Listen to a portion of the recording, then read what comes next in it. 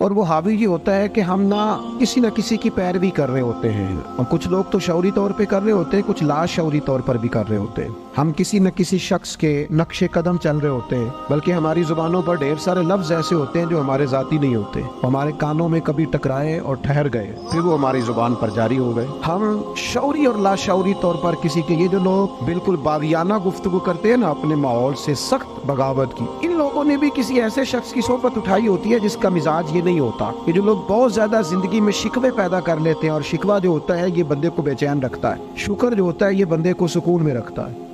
خدا جانے بلندی ہے کہ پستی پر جہاں میں ہوں وہاں کوئی نہیں ہے۔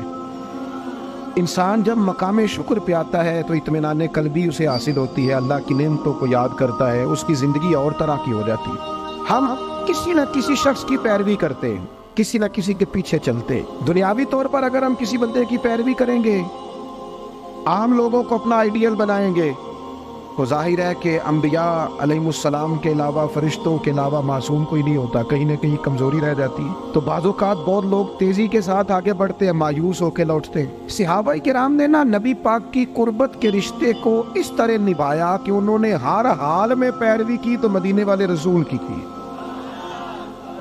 اور اس انداز میں پیروی کی کہ ڈھیر ساری چیزیں ایسی ہیں جس کی حکمتیں بھی نہیں پوچھی، بس حضور نے کہہ دیا تو انہوں نے کر دیا۔ اور وہ پیروی بھی کی تو والہانہ انداز میں پیروی کی، شوق ذوق سے پیروی کی۔ ہمارے ہاں نا لوگ عمل کرنے کے معاملے میں، دین پر عمل کرنے کے معاملے میں رخصتیں تلاش کرتے ہیں، گنجائشیں ڈھونڈتے ہیں، حیل و حجت سے کام لیتے ہیں، بہانے کرتے ہیں، تاریخیں دیتے ہیں، بس میں عمرہ کر رہا ہوں، اس کے بعد میں نیک ہی ہوں، کے بعد 2 بچے رہ گئے، شادی کر لوں، پھر اس کے بعد انشاءاللہ میں مسجد میں ہوں۔ تو دین تو آپ کو یہ کہتا ہی نہیں آپ سارا دن مسجد میں بیٹھے، دین تو کہتا ہے 5 وقتہ جماعت کے ٹائم ضرور آ جایا کریں۔ ہم بہانے کرتے ہیں، اور بہت سارے لوگ ایسے ہیں۔ میلاد منانے کا سب سے بہترین وقت پتہ کیا ہوتا ہے؟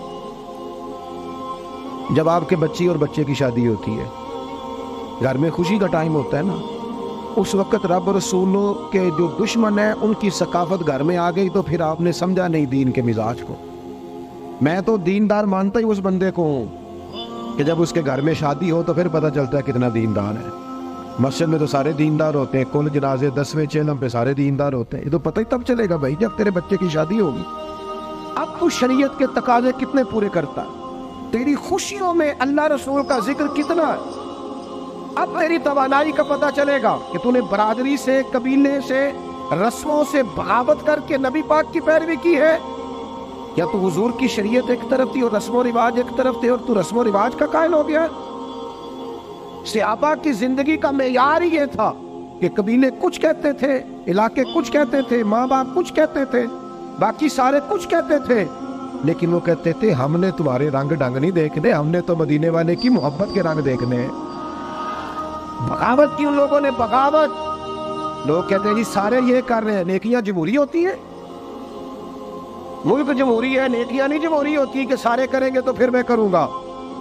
نیکی نیکی ہوتی ہے۔ جناب صدیق اکبر کو پتہ چل گیا نا حضور کی غلامی کرنی ہے، پھر انہوں نے باقی شہر کا انتظار نہیں کیا کہ وہ بھی کلمہ پڑھے گا تو پھر میں پڑھوں گا۔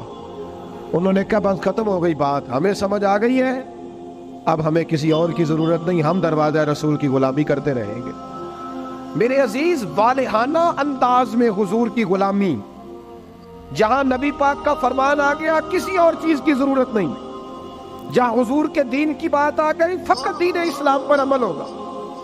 جب تک یہ مزاج نہیں بنتا، ہم یہ ابھی کچھ عرصہ پہلے کی بات ہے، لمبی نہیں، فیملی میں، برادری میں شادی تھی کنگلے میں ہمارے عزیزوں میں، تو میرے دادا جان سے مشورہ لیا انہوں نے کہ میرج ہال میں شادی کرنی ہے، تو دادا جان ناراض ہو گئے، کہنے لگے کڑیاں کرو ٹوری دیا نے، میرج ہال نہیں جا رہا۔ یہ بھی 15 18 20 سال پرانی بات، لیکن اس کے بعد میرج ہال کا رواج آیا تو دیہاتوں میں بھی بن گئے میرج ہال، کوئی حرج والی بات بھی نہیں، کوئی ایسی سخت بات نہیں، لیکن ایک آپ کو بات سمجھا رہا ہوں کہ ہر آنے والا رواج ہم پر حاوی ہو جاتا ہے کہ نہیں ہو جاتا۔ اور مجھے ایک دفعہ ایک دوست ہے میرے، میں نے ان سے کہا قرآن جی سیکھ لیں، کہنے لگے زبان موٹی ہو گئی ہے، میں کہ موبائل تے سارا دن چلانا ہے تو اے نہیں، تو آخیا عمر بڑی ہو گئی سیکھیا نہیں جانا، واٹس ایپ تے تینوں کرنا آ گیا ہے، اس کے لیے تو نے کوئی مسئلہ بہانہ نہیں کیا کہ اس عمر میں سیکھوں۔ یہ دفتروں میں کل آیا، ابھی دفاتر کے اندر ابھی تھوڑا عرصہ پہلے کمپیوٹر آیا، ورنہ رجسٹر ہوتے تھے، اسی پر ہی کام ہوتا تھا۔ مجھے بتاؤ کمپیوٹر آیا تو کیا جن ملازمین کو 25-25 سال ہو گئے تھے ڈیوٹی کرتے انہوں نے ریزائن کر دیے کہ ہم سے نہیں سیکھا جاتا چھٹی. یہ لوگوں نے کورسز کیے ہیں, سیکھا ہے. عمر کا کیا معنی, بہانے کرتے ہو؟ حضور کی محبت کی کوئی عمر ہوتی ہے؟ اس عمر میں بچے آئے تو وہ بھی غلامی کر رہے ہیں, بوڑھے آئے ہیں تو وہ بھی غلامی کر رہے ہیں. تو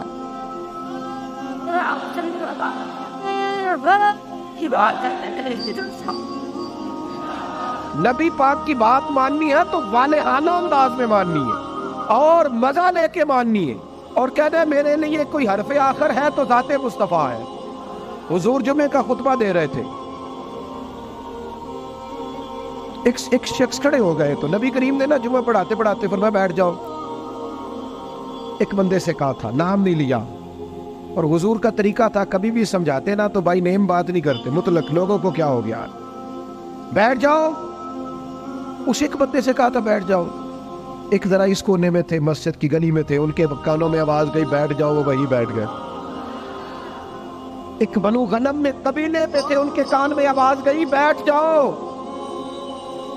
انہوں نے ساتھ والے سے پوچھا نہیں کہ آپ کو تو نہیں کہا, کس کو کہا جا رہا, کانوں میں آواز گئی بیٹھ جاؤ, تو جہاں کوئی تھا وہ وہی بیٹھ گیا. نماز کے بعد محبوب نے پوچھا آپ کہاں تھے, آپ کہاں تھے, آپ, حضور آواز آئی تھی بیٹھ گیا بیٹھ گیا بیٹھ گیا. جس کے کانوں میں آواز آئی وہ بیٹھ گیا. تو کریم فرمانے لگے نہ آپ سے کہا, نہ آپ سے کہا, نہ میں نے تو ان سے کہا تھا. عرض کی حضور آپ نے نام تو نہیں نہ لیا, ہم نے نہ کبھی قطرے پہ غور کیا اور نہ دریا دیکھا, بس جہاں تیری جھلک دیکھی وہیں ڈوب گئے, اور سانو قید سجن دا گہنا ہے, او جنج رکھے او جرہنا ہے. میں کہا بیٹھ جاؤ, لہذا بیٹھ گئے. بہانے بازی کرتے ہیں. ایک نوجوان سے میں نے کہا داڑھی رکھ لو, وہ کہنے لگا آپ دعا کریں. میں نے کہا روٹی بھی میری دعا سے ہی کھانا شام سے, دعا اس کے لیے آپ دعا کرا رہے ہیں؟ بھئی تو حضور سے پیار کرتا ہے, یہ میرے نبی پاک کی میرا دل کرتا ہے. آپ اتنے سارے آئے ہیں. کہا یکم ربیع الاول کے بعد جوان داڑھی نہ مڑائے, اور کوئی پوچھے کہ داڑھی رکھ لی ہے, کوئی یہ میلاد میں رکھی ہے, یہ میں نے میلاد منایا ہے اپنے نبی پاک کا. میرا دل کرتا ہے خاتون پردہ شروع کر لے اور یکم ربیع الاول سے برقع اوڑھ لے, بلا ضرورت بلا مجبوری گھر سے نکلنا چھوڑ دے. اور جب کوئی اس سے کہے کہ آپ نے تو ماشاءاللہ پردہ شروع کیا, تو کہے وہ حضور کا میلاد آیا نا. اللہ کرے اس سال لوگ کہے کہ میں نے میلاد میں کہا تھا, آج کے بعد سچ بولنا ہے, اس لیے کہ سچے نبی کا میلاد آیا. اللہ کرے ذہن بن جائے آج کے بعد دیانتدار رہنا ہے, اس لیے کہ میرے نبی کا سب سے پہلے لوگوں کو تعارف یہ ہوا تھا کہ سچ بولتے ہیں, دیانتداری کرتا ہے. اللہ کرے یہ سوچ بن جائے, ہم بہانے چھوڑ دیں. اور اگر آپ یہ کہ سوسائٹی کر رہی ہے, تو ہم سوسائٹی کے غلام نہیں, ہم رسول پاک کے غلام. اگر آپ کہیں معاشرہ کر رہے ہیں تو ہمیں معاشرے سے کیا لینا دینا, ہمارا تو سارا تعلق ذات رسول کے ساتھ ہے. اپنی زندگی کو پوری طرح سمیٹے اور دروازہ رسول پہ لے آئے.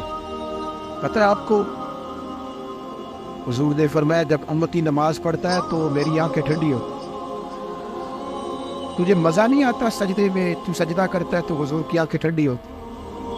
اور میں نے آپ سے اپیل کرنی ہے کہ آپ جب نماز کے لیے کھڑے ہو تو موبائل سائلنٹ نہیں کرنا ہے, اس کو بند کرنا ہے, کیونکہ سائلنٹ بھی توجہ اپنی طرف کراتا ہے, اور ہم نے توجہ ادھر ادھر کرنی نہیں, رب کی بارگاہ میں آ گئے.